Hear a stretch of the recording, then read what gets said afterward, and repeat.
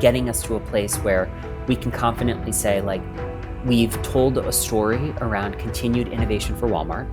Walmart is now the most adaptive retailer. We are doing things on Roblox. We are doing things with immersive commerce. We've expanded to these platforms and technologies. And then over time, conversion that is meaningful to the brand and business in a way that gets us to that sort of like, this is $1 billion industry. And we were early, but we believed in it. It was a big bet. And now we're a leader. Remember when it seemed like you couldn't read an article or research report without seeing the word metaverse in it? Me too. Luckily, we're talking about immersive commerce experiences with a bit more clarity and specificity.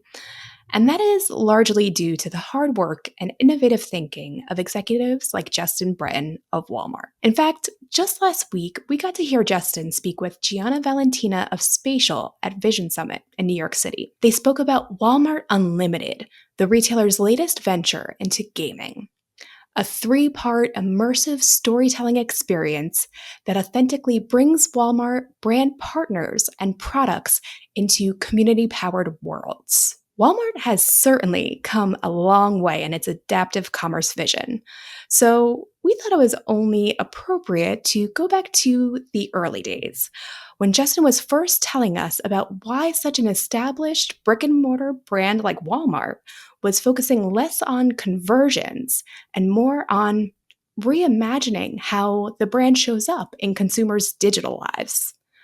This week, we're going back 9 months to Justin's conversation with Philip and Brian, a moment of foreshadowing masked as a in-the-moment joke. And it ended up being a very thought-provoking discussion on why Justin and his team do not say the word metaverse. Today is kind of a landmark day of future commerce because, we're talking about the future of commerce, future of web commerce, and I don't think anyone is building as intently or with such fervor as Walmart. And today joining us is the person who I think is making the rounds in the media around the investments that Walmart is making there. It's Justin Breton, the head of brand marketing and innovation at Walmart. Tell us a little bit about Walmart Realms and welcome to the show. Thank you for having me. I'm super excited to be here, and thank you for like all of the coverage that you've given us to date, and your enthusiasm for the work that the team is doing around Walmart Realm. Before I talk about Walmart Realm, I'll give you a little context into sort of like how we think about emerging platforms and new technologies and sort of like the work that the team does. We like to sort of position ourselves as a team that is at the intersection of culture and commerce. Sweet. And looking for opportunities that allow us to engage with customers outside the traditional 4 walls of Walmart. Mm-hmm. And by traditional 4 walls of Walmart, I don't mean just the store. I mean beyond the website, beyond the app, meeting customers where they are online and providing them with experiences or opportunities that shorten the distance between inspiration and commerce. And so as you think about things like Walmart Discovered on Roblox, Walmart Realm, the Cultureverse on Spatial, those are fantastical, immersive virtual environments that push the boundaries of what's possible in the real world and provide consumers with experiences that are unexpected, that provide surprise and delight, and in some instances have commerce. And so with Walmart Realm, we've really pushed the boundaries on what's possible in the real world by creating these immersive virtual storefronts. Our latest update, which launched a couple weeks ago, focuses on back to college. So it's 5 dorms that again push the boundaries of what's possible in the real world. They're merchandised with real world product, all of which is displayed virtually. You can shop those products. They're curated by creators. And so they're being chosen by the faces and names that the next generation of consumers are looking to for inspiration to shop. And so it's been fun to test into these new mediums. I think we're just scratching the surface of what's possible, but we've done a lot, we've learned a lot, and there's a lot more to come. Well, congrats so far. I think that the bigger challenge that anybody has in making a decision like this to sort of stretch and innovate into a new area on the web is, there's a really well-trodden path of how to transact online. And when you buy something online, you don't have to retrain a customer how to shop there. I have to believe that you are having to recreate what a best practice looks like in a more immersive space.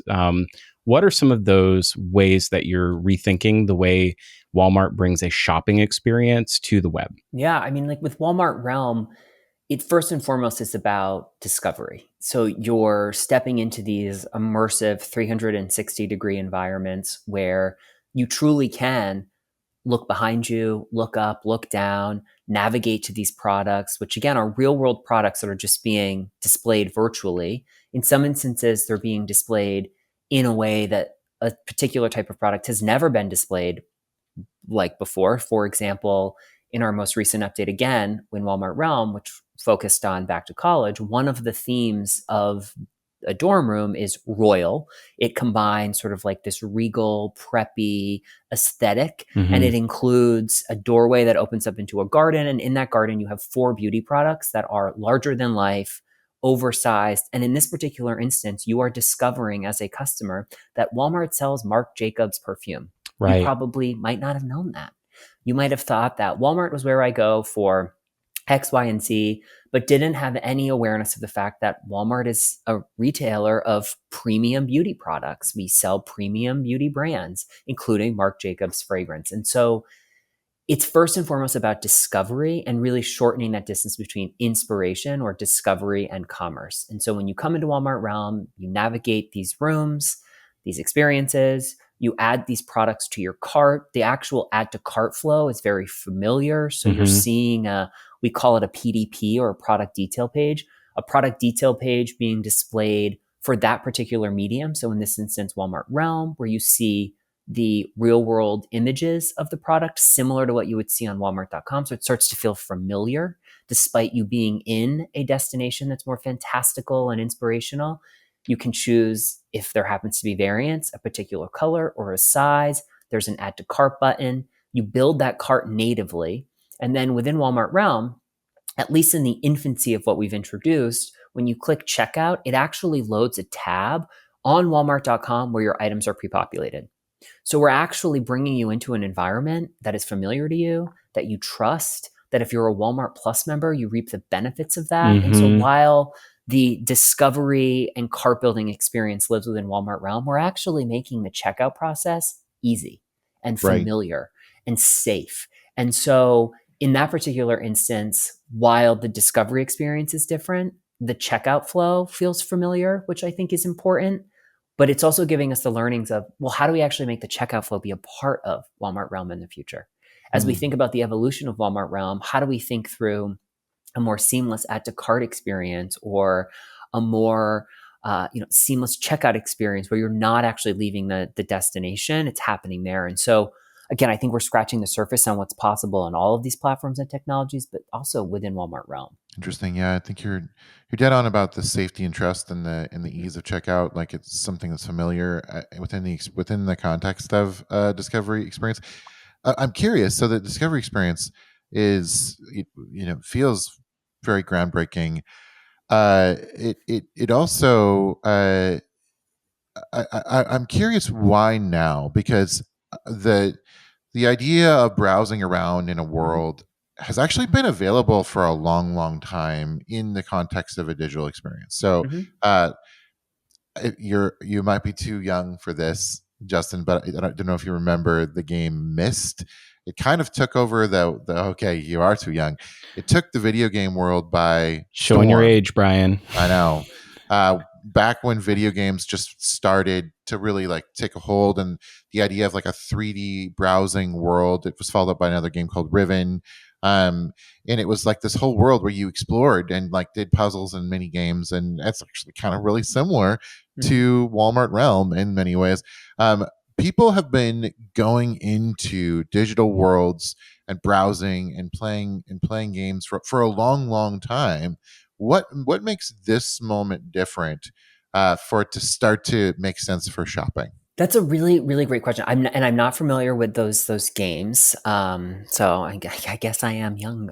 Young at heart. Young. I think it's the really opposite. I old, think yeah. we're old men. I'm an old man. I'm not familiar with them, but I will certainly have to check them out after we finish recording today to familiarize myself with them. I think it's interesting. Like when we were connecting prior to us hitting record today, we were talking about like, what words are we not going to say? And we kind of were joking around like, we don't say metaverse. And it's really interesting because like, we don't say metaverse at Walmart. Like we don't use that as a term to describe the work that we're doing. However, the infancy of the work that we're doing started when the metaverse was a darling of the headlines. It was something that people were like, what is the metaverse? The metaverse is this. This brand is doing this in the metaverse. And it became very clear, at least to me, that there was never any true definition of the metaverse. It included AI, it included AR, it included NFTs, it included Web3, right? It included immersive experiences. It was a catch-all for all of these different types of technologies and experiences, which add value to brand and retailer efforts on their own. And so like Walmart Realm is an immersive commerce experience. Walmart Discovered on Roblox is a brand destination on a virtual social platform. The work that we did on the Cultureverse, similar to what we did on Roblox, but of course with a different community in mind, a different creative approach.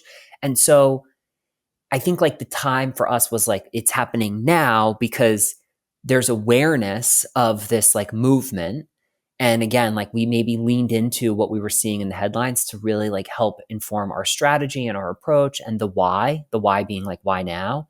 But soon after that, we quickly moved away from even using that term and really leaned into the notion of like, we are creating immersive experiences where when we show up, we are adding value and we are creating ritualistic behavior with the communities that we are looking to engage with.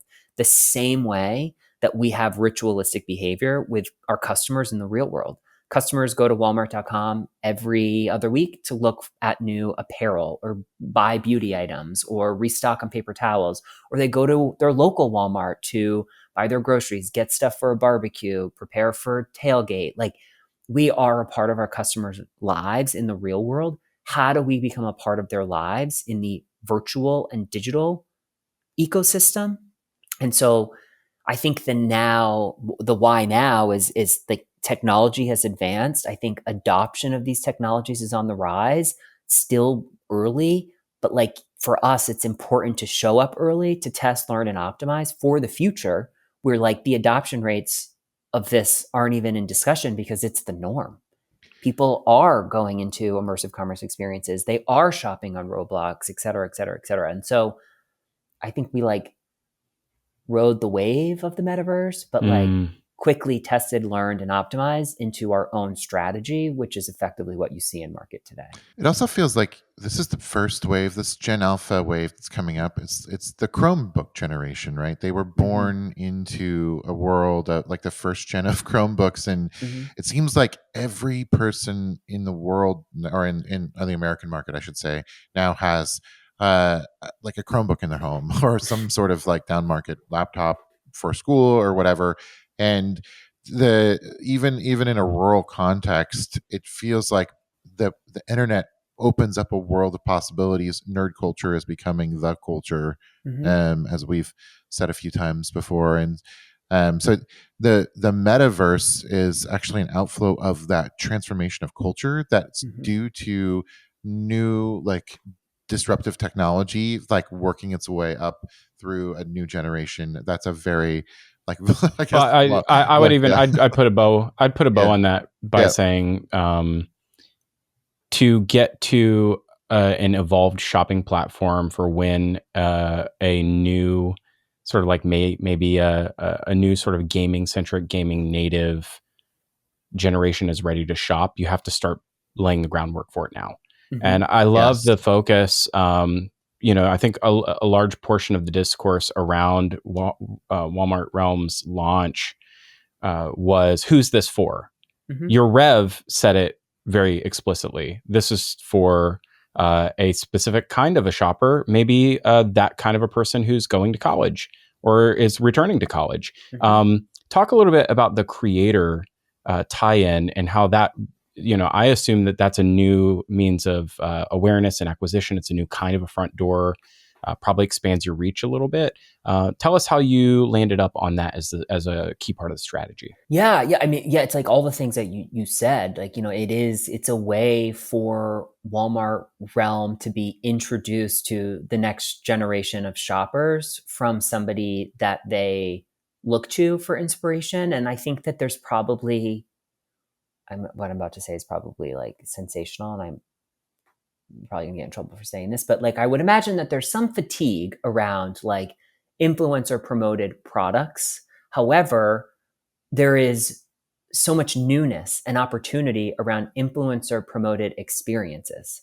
And so when they can create an experience that feels like an extension to their social persona and is immersive and is also commerce enabled and features all of the products that they like and is displayed to the fan or the follower in an unexpected way, like that is new and that is different. And I think that that is a really big opportunity for us as we think about immersive commerce and we reflect back, because of course we did our due diligence to understand who else is activated in the immersive commerce space, who's built experiences with leading platform technology partners around immersive commerce, to understand like, all right, well, if they all went left, how do we go right? And one of the things that we identified was this notion of like, well, people know that Walmart has all of these things. How do we allow them to know that Walmart has their thing? And sometimes it's a matter of that person that you trust and are looking to for inspiration, helping you find your thing at a brand like Walmart or at a retailer like Walmart. And so the creators play a really big part in helping design the spaces and curate the spaces, because again, it's meant to be an extension to their social persona.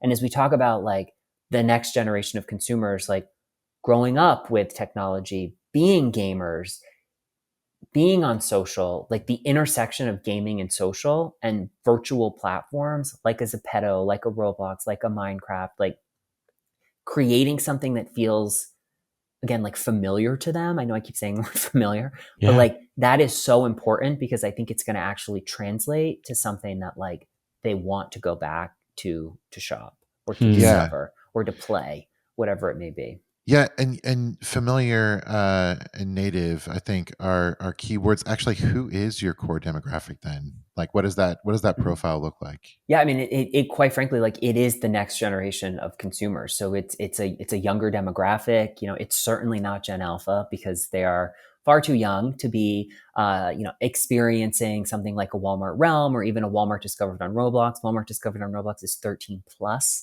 That's often lost on people. Like, I think people hear Roblox and they're like kids. Well, interestingly enough, like Walmart Discovered's audience, 69% of it is above the age of 18. So that is the core demographic to be coming into an experience, which in April of this year, we launched the first ever real world commerce offering on the platform. And so to be able to not only engage with them on a platform that we know they're spending time, that we know they're spending virtual currency buying virtual items, like we've now introduced the opportunity for them to buy real world items on a platform where they are. We're meeting them where they are online. And so as it relates to all of our immersive commerce efforts, it's very much about that next generation and creating something that feels, I'm just going to keep saying familiar because it feels like it's the word of the day, familiar to them, engages them in a way that makes sense. And, hopefully over time becomes something that is ritualistic in terms of how they engage with Walmart. There's a really key part of this too. We have this opportunity for new types of goal setting in the sort of shopping and e-commerce realm. A lot of time is spent online engaging in product buying decisions as a pastime. You're not necessarily buying, but you're always shopping. We see this done extraordinarily well on some platforms like Instagram or TikTok Shop. Live stream seems to be a big portion of where some people are spending their time. They're making product decisions or passively feeling like they have the feeling of shopping, but they're not shopping on a marketplace online, which is trying to drive them through the funnel. So what are the without me gesticulating too much, what are there different types of metrics that prove to be successful for you beyond the conversion to turning people into shoppers? Like, is there a set of North Star data points that say that you're achieving the goal that you set out to set here with Yeah. Walmart Realm? I think the North Star and like the biggest goal for us, sitting on the brand marketing team, is like leveraging these new technologies and emerging platforms to help shift people's perception of Walmart. And when we do qualitative feedback sessions with customers, getting feedback, and of course it's in a video format, so it's like real feedback from real customers, and it's always the good, the bad, the ugly, because everyone has an opinion about things. But when you listen to the good from the core demographic that we've identified, and they're like, I had no idea that Walmart sold apparel. Like, that might, to the three of us, be like, really? But there are a lot of people that only think of Walmart as like a grocery destination because that's what they use Walmart for, or that's what their parents used Walmart for. And so, like, to be able to hear this feedback from customers who are coming into Walmart Realm and are being like, oh my gosh, I had no idea that Walmart sold apparel. I saw the cutest fluorescent jumpsuit in the underwater space. Like, that is such a win. That is such a win. And it's okay, this is working with the core demographic. How do we scale that? How do we reach the masses and invite them into this environment and get that demographic en masse to have the same type of feeling, or that same moment of discovery, or that same moment of delight where they've uncovered a product or a category that they had no idea Walmart sold. And they might not buy it from Walmart Realm or within Walmart Realm, but now they know when they're looking to buy a jumpsuit that Walmart is a retailer that they might be able to find a really high quality yet affordable jumpsuit for whatever occasion it is. And so leveraging, again, this new technology and these emerging platforms to engage with that next generation and position us as a retailer that doesn't just have everything, but has your thing, is setting us up for the success in the future. And I think like that is like our North Star. There was today, there was a segment on CNBC with a gentleman that was talking about just sort of like the retail landscape. And he talked about Walmart Realm and how it's a differentiator and how it's connecting with the next generation of customers. And like, that's the type of coverage that I'm like, that you can't, like, could not have asked for a better type of spot, but it's like, people get it. And I think like that next generation really gets it because it feels familiar. And so I hope that like we continue to like, ride the wave and more and more people embrace the newness of what we've introduced. I think having an update within a short order, within a few months' time of the initial launch, really sets the tone for the seriousness of this. I think a lot of these types of activations are dismissed as sort of a PR play or an agency run amok. I've heard a lot of discourse around this kind of thing. Doing more than one, press tour around a rev is something I think shows some seriousness.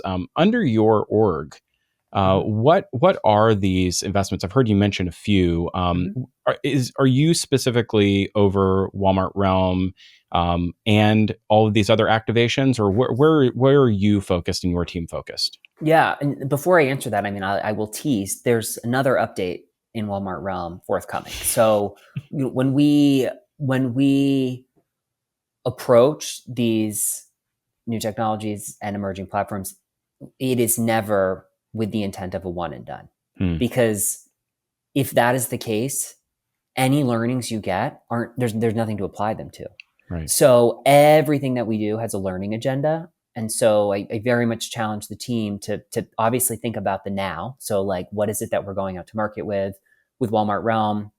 We had 3 beautiful experiences that were driven by social trends informed by Pinterest Predicts and TikTok. And so we had, an underwater environment called So Jelly. We had The Alternative, which combined country western with like goth architecture, and then we had Go Chromatic, which was like this metallic silver environment. When you went into either of those three, you were then given the opportunity to go into fashion, beauty, or home. So 3 categories, each were integrated into these 3 respective social trends. When you go into our Back to College update, you will see an optimization where we don't actually differentiate fashion, beauty from home. We bring you into one space where all 3 products, and that stems from learnings.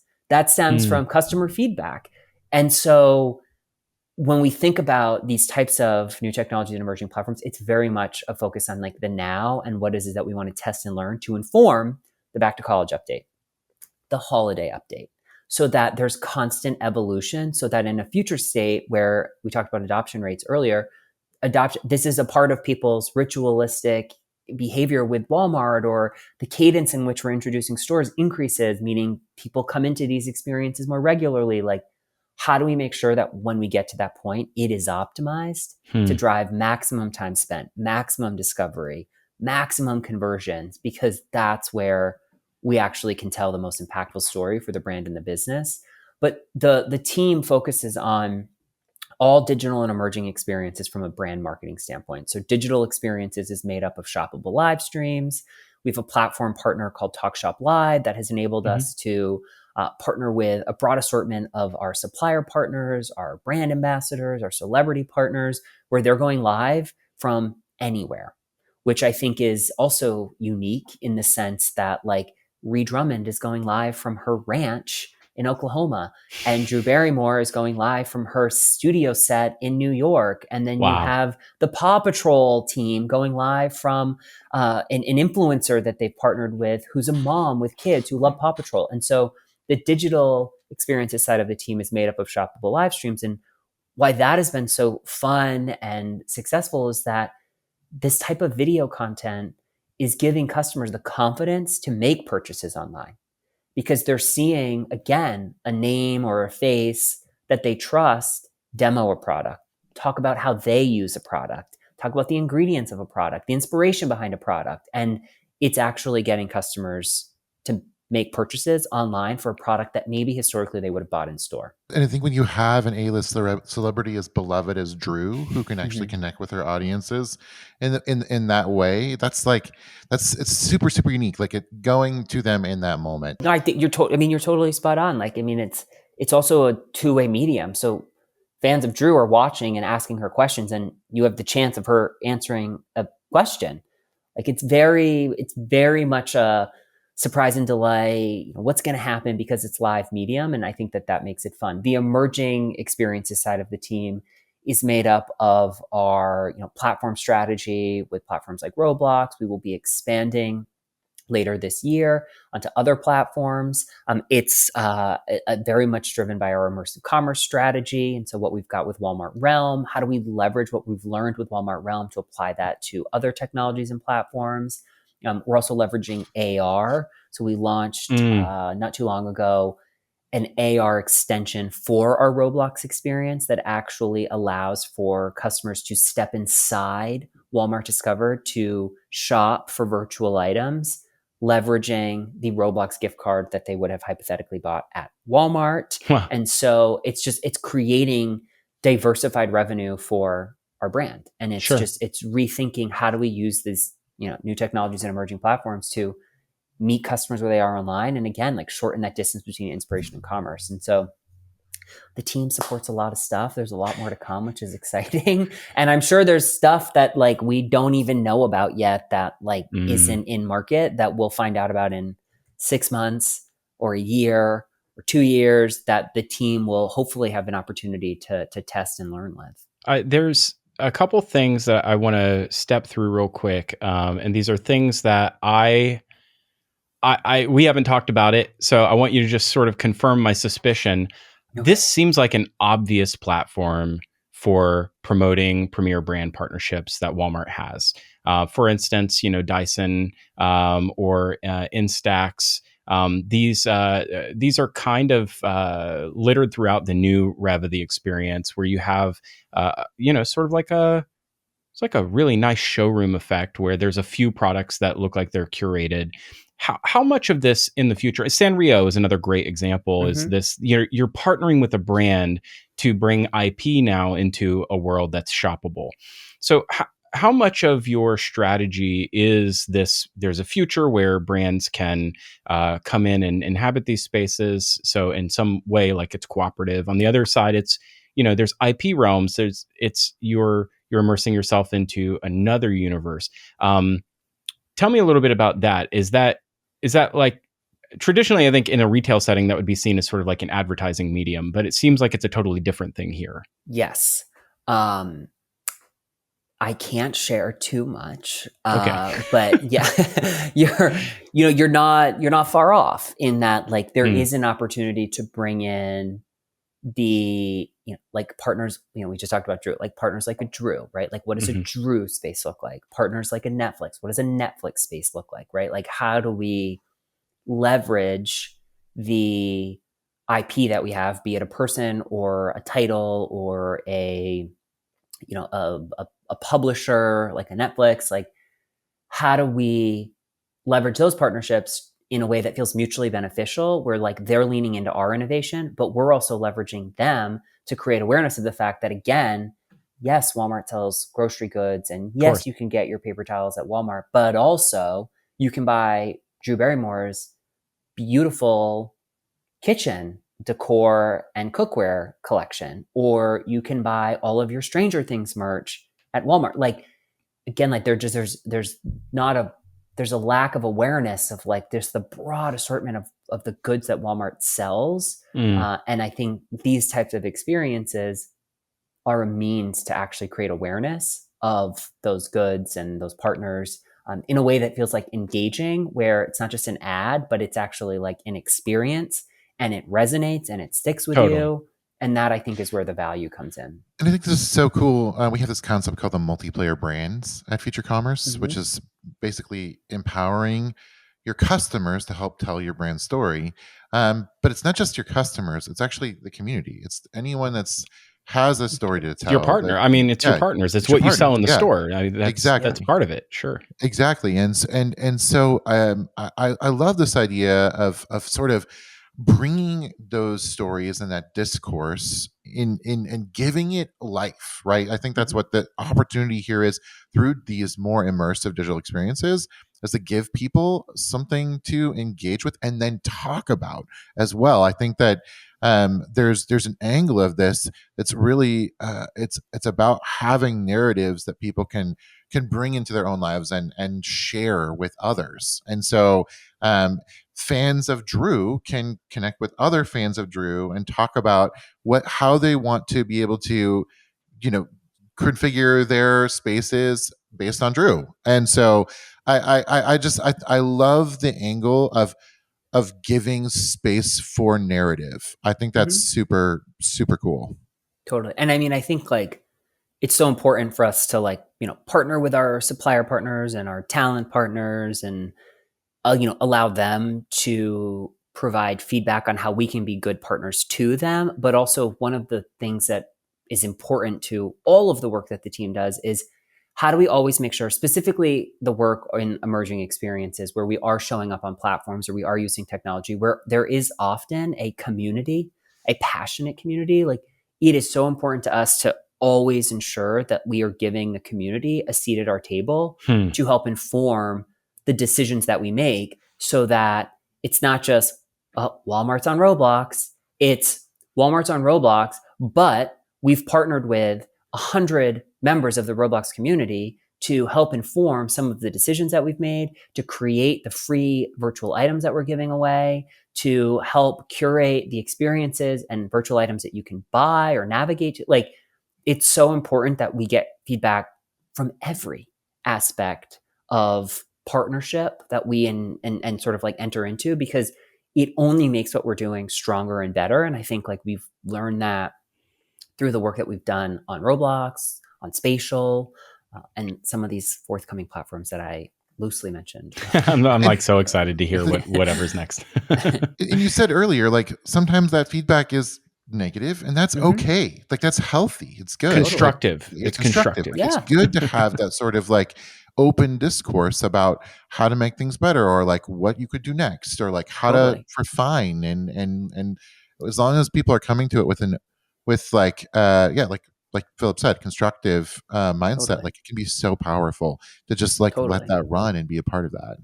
Totally. Or honestly, like, who is Walmart Realm not for? Like, Yeah. we've learned that, like, Wow. through that qualitative, the studies that we've done with customers, like we've learned that, like, for some customers, it's just not for them, because it is immersive. It is like a place where, like, they want to spend more time, but they're like, I don't have time. And so it's helped inform, like, all right, well, really who we should be going after is X, Y, and Z, because X, Y, and Z is spending a significant amount of time in this experience.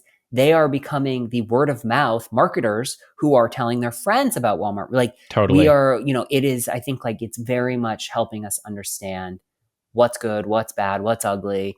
And all of the constructive feedback that we're getting is helping, again, just make us, like, smarter and better. And it's all okay. When you're thinking about the way that, or there's it's overwrought, but the Henry Ford quote about, if you'd ask someone what they want, what they need, they tell you a faster horse.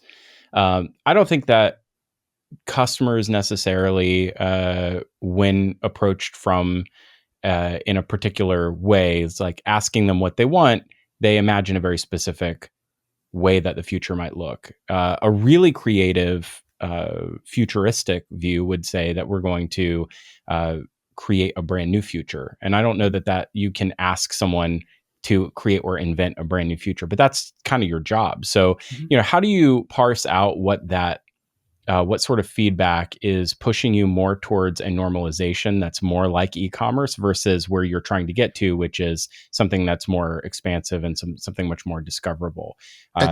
And who is that in your team that is parsing that feedback to say, well, maybe it should be a little more e-commerce like, or no, this puts us, sort of off the original intent of the mission?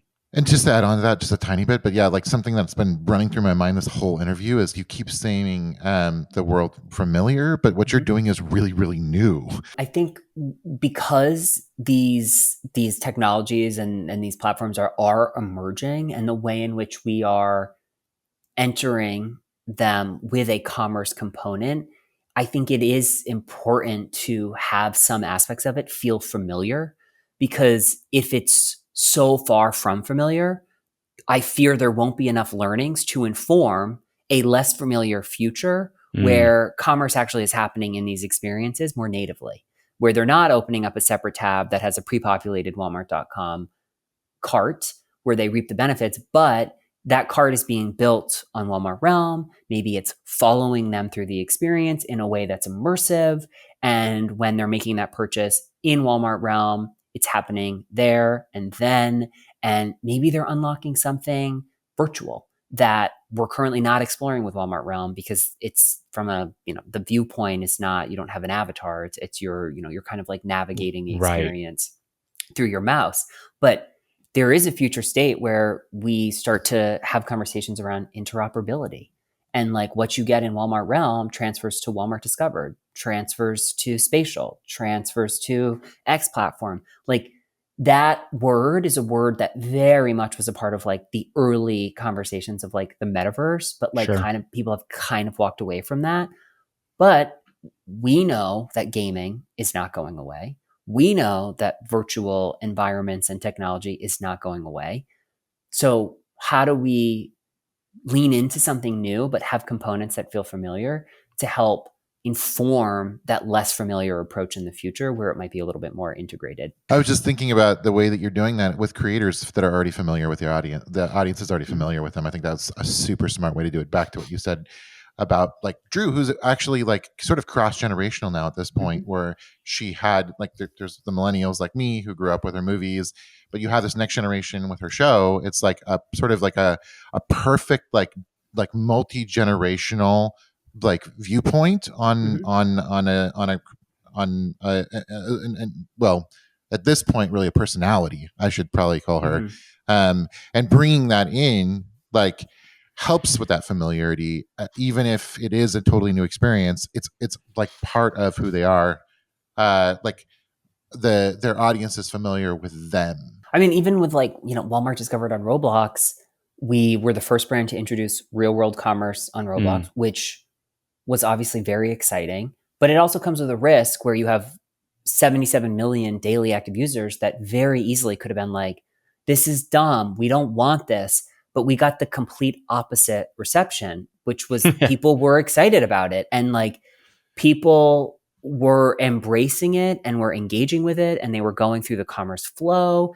And I think part of that is because we partnered with Roblox creators to pick the products to then create the virtual item that you got with the purchase of that product. And so it wasn't Walmart saying, here's real world commerce on Roblox. It was these Roblox creators that these people look to and trust who were like, I'm so excited. I got to partner with Walmart on this real world commerce drop where they chose the item and then they created a virtual twin that was not a twin, but was like a fantastical representation of that item.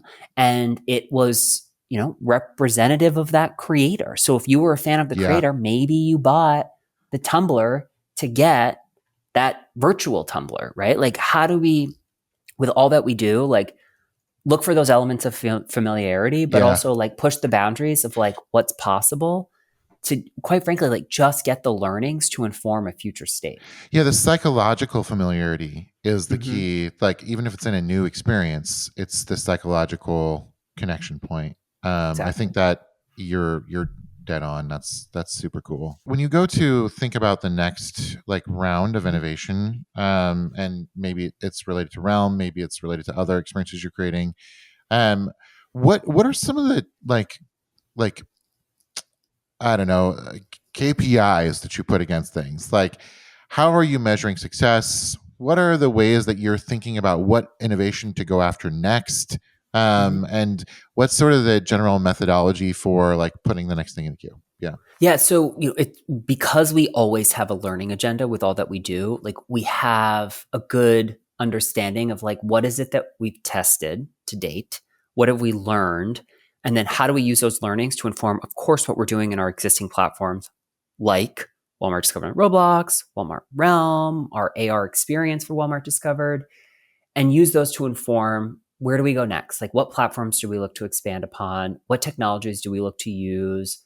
How does our narrative as a team evolve, both internally and externally? So if I come back in a year, what I talk about and how I talk about the work that we're doing will probably be different because we've learned enough to understand the strategy that we need to move forward with for next year on the platforms we're already on, but also the platforms we plan to launch onto. And so as we think about success, it's like obviously continued innovation where we're already at, but where we're going. So how do we look to do things that haven't been done before? How do we continue to identify opportunities where we can introduce real world commerce? Do I think that any of these introductions of real world commerce on these new platforms are going to be, $1 billion industry next year?